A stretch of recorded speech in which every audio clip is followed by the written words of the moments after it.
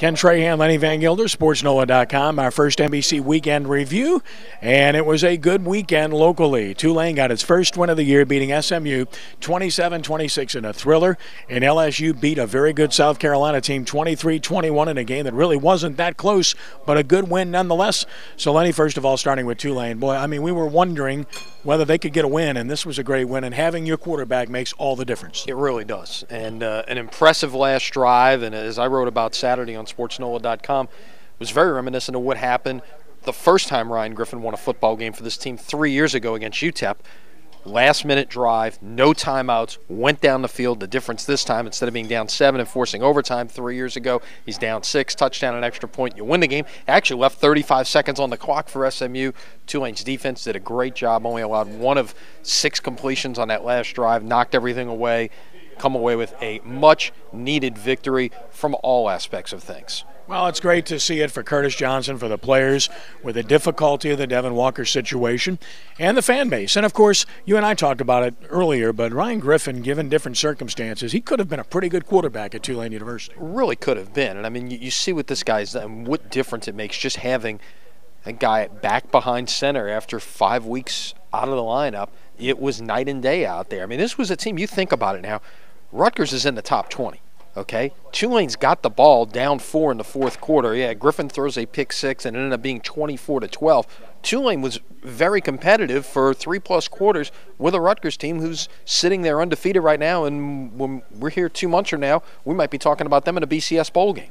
LSU with a big win over South Carolina. LSU ran the ball extremely well. Their offensive line blocked extremely well. Jeremy Hill ran extremely well, and their defense played extremely well.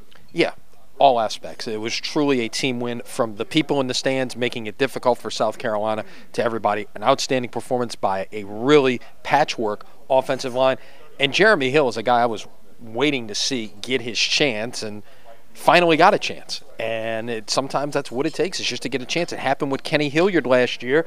There were some suspensions and things like that. Gave him an opportunity against Auburn. You know, he was a big part of the second half of the season for LSU, and I think Jeremy Hill will be a big part of the second half of the season this year for LSU based on what we saw Saturday night. Trey Turner of St. Aug stepping up in the offensive line. Vidal Alexander playing, and obviously that was a big part of their victory. They go to Texas A&M for a morning game this coming week. Saints had the weekend off, on to Tampa Bay. Tampa Bay, a big win over Kansas City, and Saints, well, you got to believe they'll heal up at least with a week up. Yeah, and the early word after 1 day of practice, they get the quote-unquote bonus practice today. The new CBA, they get the whole week off last week other than watching film on Monday, and then they're off until today.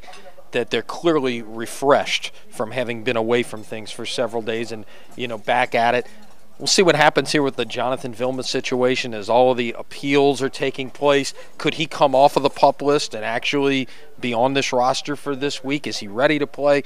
You know, a lot of questions we'll get answers to here in the coming days. And the Hornets, of course, in the midst of their preseason, when we would advise you to check out the other video here at SportsNola.com on Shawn Kelley, who gave a good talk at the quarterback club. Also, Rick Gailey, Charlie Baglio, Doug Lichtenberger, and Phil Benko with a very impassioned, very emotional speech about East St. John High School. Good man, and a good story about the good in our community. Yeah, and I know you had written about it shortly after it happened, but you know, to hear Phil speak today at the quarterback club, it's truly, you know, a heartwarming story to see what that community has been through, what his team is overcoming, and you know, they've won a couple of games. Yeah, they've got a chance perhaps to make some noise here late in the season and make the playoffs, and what a great story that would be.